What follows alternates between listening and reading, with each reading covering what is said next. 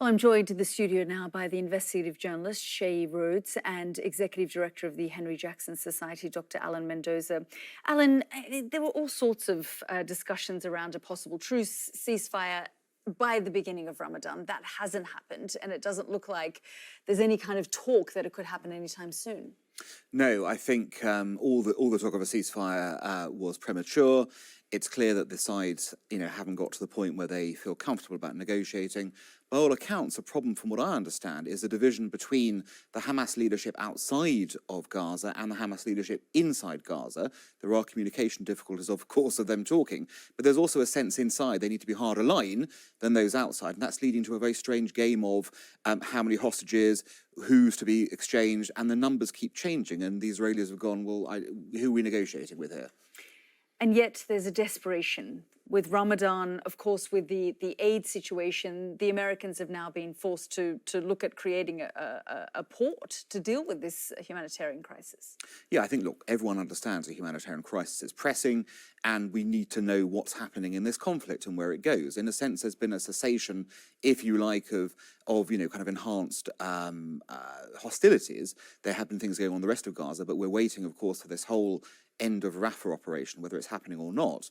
And essentially, that there appear to be two choices here. Either we have a ceasefire that lends itself in to some kind of pause where aid gets delivered, or we end up with the Israelis trying to resolve this finally through the military side in order to remove Hamas's presence that way, and we end it that way. But at the moment, it looks like we're heading towards the latter rather than the former. What do you think, Shay? I mean, are there only two ways out of this, dealing with either the ceasefire or going into Rafah? In a strange way, I feel like the Israelis have fought themselves into a position where they are now in a position where there are only two options. One of the things that scares me the most is that they might end up in a sort of Gulf War I syndrome situation where they go halfway and they don't complete the job. They then go pull back, and everybody at home saying, well, we're going to have to go back and finish it. Everyone in Gaza is allowed to sort of half start again, picking themselves back up, and the Israelis come back to finish the job. So, yes. What does finishing the job look like? Well, this is the thing that scares me the most. This talk of wiping out Hamas. I was there in 2013, and it didn't feel like you could distinguish between who was Hamas and who was not. And the more things get chaotic and the more systems fall apart, the more people have to work together and cooperate. And suddenly, who is Hamas and who is not? And it scares me when I hear them talk about this isn't over until Hamas is over, because as we've already indicated, Hamas are in Qatar, they're in Iran, they're in Egypt. There's supporters of Hamas all over the place. When does it end? Well, I think it ends when Hamas are no longer in a position to control what happens in Gaza. So you're not going to be able to physically... So it's ended then? No, it's not, because... They can't control anything there. Well, they can, because they still have a fighting force in Rafah. They still have their leadership intact on the ground. That is a problem when you look at how Gaza post this emerges. What has to happen for this to end is that Hamas is ended as a fighting force. That doesn't mean every single... Is it as simple as that, though? I think that is what... No, I think it is. It's as black and white It is as black and white. That doesn't mean that you're going to be able to remove everyone who sympathises with Hamas, or even every single Hamas fighter. That's not the goal here, from what we can see. The goal is... 5 months in, we haven't really seen, Sinwar's head on a stick. No, and that's part of the problem.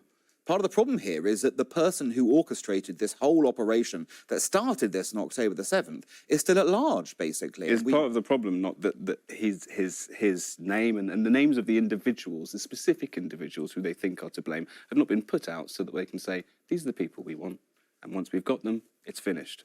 Instead, we're being given this sort of Hamas, which is just a broad, non-specific term that makes you feel like this could go on for a really long time. The difference between Hamas as a fighting force and Hamas is a gun.